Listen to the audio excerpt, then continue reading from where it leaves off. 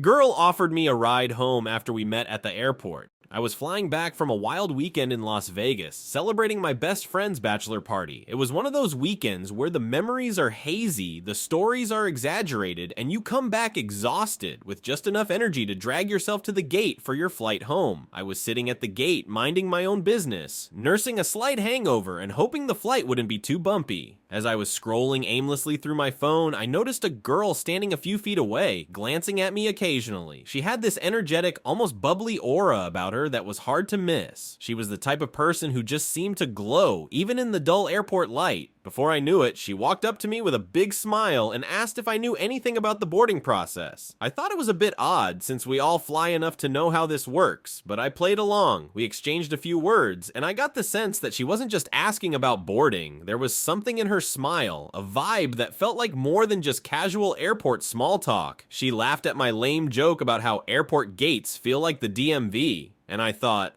okay, this girl is cool. But I didn't think too much about it. Maybe she was just friendly or bored waiting for the flight like everyone else. Eventually, it was time to board. As usual, I was one of the last to get on because I'm that guy who waits until the final call to avoid the chaos of standing in line. As I shuffled onto the plane, looking for my seat, I couldn't believe my eyes. There she was, the bubbly girl sitting in the seat right next to mine. I checked my boarding pass to make sure I wasn't seeing things, and sure enough, I was supposed to sit right beside her. It was like something out of a rom-com, and I could already feel the plot thickening. I took my seat and we immediately picked up where we left off at the gate. We started chatting, and it was one of those conversations that just flowed effortlessly. We discovered we had similar interests: travel, good music, and an appreciation for bad reality TV. She told me she was a sophomore in college, studying something artsy that I couldn't quite remember, and that she was heading home for a short break. As it turned out, she was from the same town where I currently lived. The more we talked, the more it felt like we had known each other for ages. The flight wasn't long, just a couple of hours, but it felt even shorter because we spent the entire time talking. She was curious about everything: where I was from, what I did for a living, even my take on the best pizza in town, and I found myself genuinely enjoying the conversation.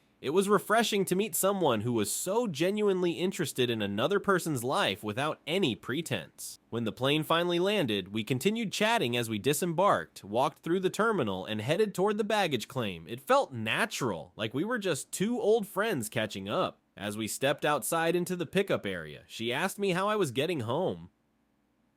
I told her I had planned to grab an Uber, but before I could even pull out my phone to request one, she offered me a ride. Now I know what you're thinking. Here's this random girl I just met offering me a ride home. It could go a million different ways. Some good, some bad, but there was something about her that made me feel like it was all right. So without hesitation, I accepted her offer. My first thought: hell yeah, free ride. As we walked to her car, I couldn't help but wonder what all the guys back home would think.